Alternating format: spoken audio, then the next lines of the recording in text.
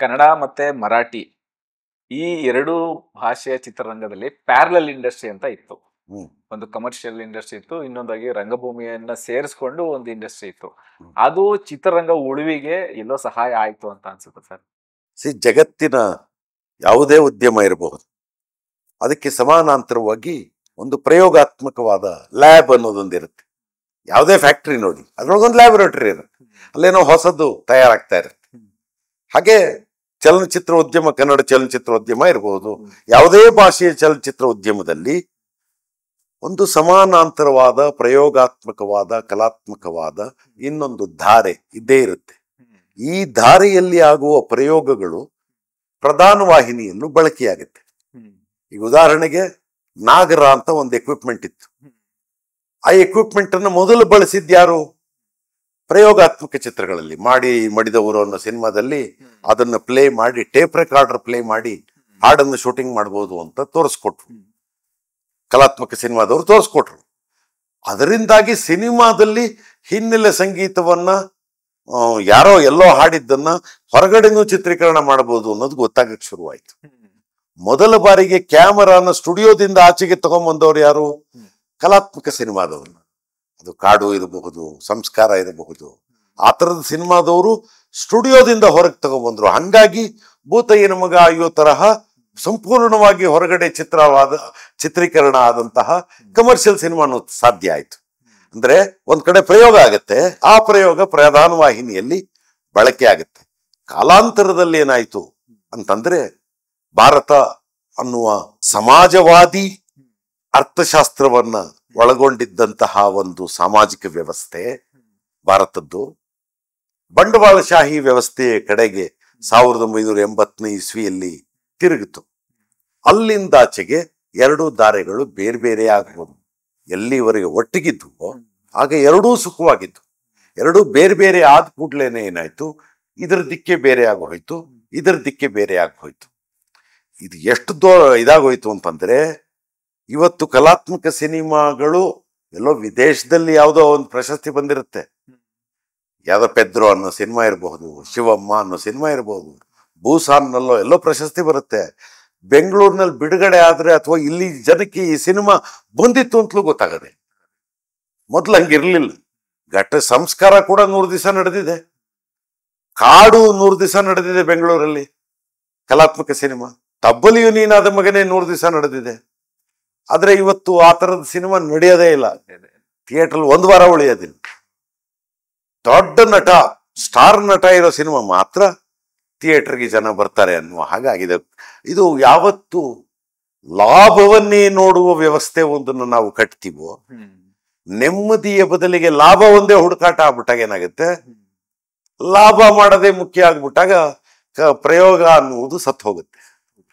ಅಲ್ಲಿ ಒಂದು ಸಾತ್ತಿಗೆ 10 ಜನನ್ನ ಗುಂಡೊಡೆದು ಸಾಯಿಸುವನೇ ನಾಯಕ ಆಗ್ಬಿಡ್ತಾನೆ. ಮನುಷ್ಯರ ಹಾಗೆ ಆಲೋಚನೆ ಮಾಡುವ ನಾಯಕ ಕತೆಗೆ ಬರೋದೇ ಕಷ್ಟವಾಗ್ಬಿಡುತ್ತೆ. ಬಂಗಾರದ ಮನುಷ್ಯ ಇವತ್ತು ಮಾಡಿದ್ರೆ ಜನ ನೋಡ್ತಾರೋ ಇಲ್ವೋ ಅನ್ನುವ ಪರಿಸ್ಥಿತಿ. ಕಸ್ತೂರಿ ನಿವಾಸ ಇವತ್ತು ಮಾಡಿದ್ರೆ ಜನ ನೋಡ್ತಾರೋ ಇಲ್ವೋ ಅನ್ನೋ ಪರಿಸ್ಥಿತಿ. ಉಯ್ಯಾಲೆ ಅಂತ ಸಿನಿಮಾನ ರಾಜ್ಕುಮಾರ್ ಅವರು ಅವತ್ತು ಮಾಡಕ್ ಸಾಧ್ಯ ಆಯ್ತು. ಇವತ್ತು ಯಾವ ನಟ ಉಯ್ಯಾಲೆ ಅನ್ನೋ ಸಿನಿಮಾ ಮಾಡ್ತಾನೆ? ಮಾಡೋದು ಅವನು ಸೂಪರ್ ಸ್ಟಾರು ಉಯ್ಯಾಲೆ ಅನ್ನೋ ಸಿನಿಮಾಗೆ ಬರೋದೇ ಇಲ್ಲ. ಯಾಕೆಂದ್ರೆ ಅವನ ವ್ಯಾಪಾರನೇ ಬೇರೆ. ಅವನು 1000 ಕೋಟಿ ಲೆಕ್ಕದಲ್ಲಿ ಇರ್ತಾನೆ. ಈ 50 ಲಕ್ಷ 1 ಕೋಟಿದು 50 ಲಕ್ಷದವ್ರು ನೀವು ಅಂತ ದೂರ ಇಟ್ಟಿರ್ತಾನೆ. ಇದು ವಾಸ್ತವ. ಅಂದ್ರೆ ಯಾವುದೇ ಒಂದು ಸಮಾಜ ನೆಮ್ಮದಿಯನ್ನ ಕುರಿತು ಆಲೋಚನೆ ಮಾಡಬೇಕೇ ಹೊರತು ಲಾಭವನ್ನು ಕುರಿತು ಆಲೋಚನೆ ಮಾಡಬಾರ್ದು. ಯಾವಾಗ ಒಂದು ಸಮಾಜ, ಒಂದು ಸರ್ಕಾರ, ಈಗ ಮೆಟ್ರೋ ಅಂತ ಒಂದು ಮಾಡಿದ್ದಾರೆ, ಎಲ್ರಿಗೂ ಅನುಕೂಲ ಆಗಲಿ, ಸಾರ್ವಜನಿಕ ಸಾರಿಗೆ ವ್ಯವಸ್ಥೆ, ಅದು ಲಾಭ ಹುಡುಕಕ್ಕೆ ಅಂತ ಆ ವ್ಯವಸ್ಥೆಯನ್ನು ಮಾಡಿದ್ದೀವಿ ಅಂತ ಮಾಡಿಬಿಟ್ರೆ ಅಲ್ಲಿಗೆ ಸಾಯ್ತದು.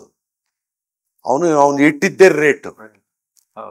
ಯಾಕಾಗಿ ಮಾಡಿದ್ದು? ರಸ್ತೆಯಲ್ಲಿ ಟ್ರಾಫಿಕ್ ಜಾಸ್ತಿ ಆಗ್ಬಿಟ್ಟಿದೆ, ಆ ಟ್ರಾಫಿಕ್ ಕಡಿಮೆ ಆಗ್ಬೇಕು ಅಂತ ಮೆಟ್ರೋ ಮಾಡಿದ್ದು. ಈಗ ಆ ಬೆಲೆ ಎಷ್ಟು ಜಾಸ್ತಿ ಆಗೋಯ್ತು ಅಂದ್ರೆ, ನಾ 2 ವೀಲರ್ ಓಡಾಡದೆ ಒಳ್ಳೇದು ಅಲ್ವಾ? ನನ್ ಗಾಡಿಲೇ ನಾನು ಓಡಾಡೋದು ವಾಸಿ, ಅದಕ್ಕೆ ಹೋಗಕ್ಕಿಂತ ಅಂತ ಅನ್ನಿಸ್ಬಿಟ್ರೆ ಸಾರ್ವಜನಿಕ ಸಾರಿಗೆ ಸತ್ತು ಹೋಗುತ್ತೆ. ಸಾರ್ವಜನಿಕ ಸಾರಿಗೆ ಅನ್ನೋದು ಸರ್ಕಾರ ಮಾಡುವುದು, ಅದು ಅತ್ಯಂತ ಕಡಿಮೆ ಬೆಲೆಯಲ್ಲಿ ಸಿಗಬೇಕು. ಅಲ್ಲಿ ನೆಮ್ಮದಿಯ ಮುಖ್ಯ ಆಗ್ಬೇಕೇ ಹೊರತು ಲಾಭ ಅಲ್ಲ ಅನ್ನೋದನ್ನ ನಾವು ಮತ್ತೆ ಮತ್ತೆ ಸರ್ಕಾರಗಳಿಗೆ ಹೇಳಬೇಕು. ಅವಾಗ ಏನಾಗುತ್ತೆ, ಸರ್ಕಾರಗಳು ಕ್ಷೇಮದ ಕಡೆಗೆ ಆಲೋಚನೆ ಮಾಡ್ತವೆ. ಲಾಭ ಅಲ್ಲ ಮುಖ್ಯ, ವೆಲ್ಫೇರ್ ಮುಖ್ಯ ಅಂತ ಆಲೋಚನೆ ಮಾಡ್ತವೆ. ವೆಲ್ಫೇರ್ ಮುಖ್ಯ ಅಂತ ಆಲೋಚನೆ ಮಾಡಿದಾಗ ಬಡವರಿಗೆ ದುಡ್ಡು ಹಾಕೋದು, ಅಕ್ಕಿ ಕೊಡೋದು, ಎಲೆಕ್ಟ್ರಿಸಿಟಿ ಫ್ರೀ ಕೊಡೋದು, ಇವೆಲ್ಲ ಬರ್ತವೆ. ಅಂಥದ್ದು ಮಾಡಿದಾಗ ಏನಾಗುತ್ತೆ, ಆ ಬಡವರ ಬದುಕಲ್ಲಿ ಒಂದು ಆಧಾರ ಸಿಗುತ್ತೆ. ಆಧಾರ ಸಿಕ್ಕ ಕೂಡಲೇ ಏನಾಗುತ್ತೆ, ಆ ಮಕ್ಕಳನ್ನ ಓದ್ಸಕ್ ಸಾಧ್ಯ ಆಗುತ್ತೆ, ಇನ್ಯಾರಿಗೋ ಔಷಧಿ ತರಕ್ ಸಾಧ್ಯ ಆಗುತ್ತೆ, ಹೋಗಿ ಅವನು ಸೋಪುನೋ ಶಾಂಪೂನೋ ಕೊಂಡ್ಕೊಳಕ್ ಸಾಧ್ಯ ಆಗುತ್ತೆ. ನಿಮ್ಮ GDP-ಗೆ ಗೊತ್ತಿಲ್ಲದೇನೆ ಈ ನೀವೇ ಕೊಟ್ಟ ಮುಫತ್ತಾದ್ದು ಯಾವುದನ್ನ ಉಚಿತ ಅಂತೀವೋ ಅದರಿಂದಾಗಿ ಒಟ್ಟು ಅಭಿವೃದ್ಧಿಗೆ GDP-ಗೆ ಆ ಜನ ಕಾಂಟ್ರಿಬ್ಯೂಟ್ ಮಾಡಕ್ ಶುರು ಮಾಡ್ತಾರೆ. ಸುಮಾರು 1,30,30,00,000 ಜನ ಹೆಣ್ಣು ಮಕ್ಕಳಿಗೆ ಕರ್ನಾಟಕದಲ್ಲಿ 2,000 ರೂಪಾಯಿ ತಿಂಗಳಿಗೆ ಸಿಗುತ್ತೆ ಅಂದ್ರೆ ಆ 2,000 ರೂಪಾಯಿ ಏನ್ ವ್ಯರ್ಥ ಆಗಲ್ಲ. ಅದನ್ನ ಮಕ್ಕಳು ಓದಕ್ ಕೊಡ್ತಾರೆ, ಮಕ್ಕಳು ಓದ್ತಾರೆ, ಓದ್ದವರು ಸಮಾಜಕ್ಕೆ ವಾಪಸ್ ಕೊಡ್ತಾರೆ. ಇದು ವೆಲ್ಫೇರ್ ಎಕನಾಮಿಕ್ಸ್. ವೆಲ್ಫೇರ್ ಎಕನಾಮಿಕ್ಸ್ ಇರುವ ಸಮಾಜ ಒಗ್ಗಟ್ಟಾಗಿ ಬೆಳೆಯಕ್ ಸಾಧ್ಯ ಆಗುತ್ತೆ. ಎಲ್ಲಿ ಪ್ರಾಫಿಟ್ ಎಕನಾಮಿಕ್ಸ್ ಮುಖ್ಯ ಆಗ್ಬಿಡುತ್ತೋ ಅಲ್ಲಿ ಯಾರೋ 2-3 ಜನಕ್ಕೆ ಮಾತ್ರ ಲಾಭ ಆಗ್ತಾ ಇರುತ್ತೆ, ಉಳಿದವ್ರಿಗೆ ಲಾಭವೇ ಆಗಲ್ಲ. ಈಗ ಉದಾಹರಣೆಗೆ ಟೆಲಿವಿಷನ್ ನೋಡಿ, ಟೆಲಿವಿಷನ್ ಅಲ್ಲಿ ಇವತ್ತು ಎಲ್ಲಾ ಟೆಲಿವಿಷನ್ನು ಯಾರೋ 2 ಕಂಪನಿಗಳಿಗೆ ಮಾತ್ರ ಸೇರಿದ್ದು. ಬೇರೆಯವರು ಟೆಲಿವಿಷನ್ ನಡ್ಸಕ್ಕೆ ಸಾಧ್ಯ ಇಲ್ಲ ಅನ್ನೋ ಹಾಗೆ ಆಗ್ಬಿಟ್ಟಿದೆ. ಈಗ IPL ತರಹದ್ದು ಸಾವಿರಾರು ಕೋಟಿ ಲಾಭ ಮಾಡೋದು ಯಾರಿಗೋಗುತ್ತೆ, ಅದೇ ಯಾರೋ ಇಬ್ಬರಿಗೆ ಹೋಗುತ್ತೆ. ಬೇರೆ ಎಲ್ರಿಗೂ ಹಂಚ್ಬೇಕು ಲಾಭನ, ಒಂದು ಸಮಾಜ ಕೊಡುವ ಲಾಭ ಎಲ್ರಿಗೂ ಹಂಚ್ಬೇಕು ಅನ್ನುವ ಮನಸ್ಥಿತಿ ಇದ್ದಾಗ ಒಂದು ಒಟ್ಟು ಸಮಾಜ ಬೆಳೆಯುತ್ತೆ. ಕೆಲವರಿಗೆ ಲಾಭ ಅಂತ ಆಗ್ಬಿಟ್ಟಾಗ ಸಮಾಜ ಕುಸಿತಾ ಹೋಗುತ್ತೆ, ಆ ಅಂತರ ಜಾಸ್ತಿ ಆಗ್ತಾ ಹೋಗುತ್ತೆ. ಹೆಚ್ಚಿಗೆ ದುಡ್ಡಿರೋವನಿಗೂ ಕಡಿಮೆ ದುಡ್ಡಿರೋವನಿಗೂ ನಡುವೆ ಅಂತರ ಜಾಸ್ತಿ ಆದಾಗ ಅಂತ ಸಮಾಜದಲ್ಲಿ ಅಪರಾಧಗಳು ಜಾಸ್ತಿ ಆಗ್ತಾ ಹೋಗುತ್ತೆ.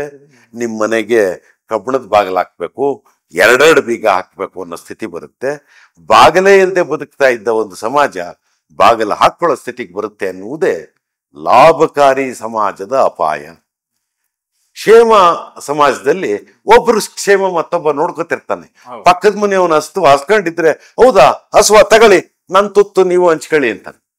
ಇವತ್ತು ಹಂಗಾಗಲ್ಲ, ಪಕ್ಕದ ಮನೆಯವ್ರ ಹೆಸರೇ ಗೊತ್ತಿರಲ್ಲ, ಅವ್ರು ಏನ್ ಮಾಡ್ತಿರ್ತಾರೆ ಅಂತ ಗೊತ್ತಿರಲ್ಲ.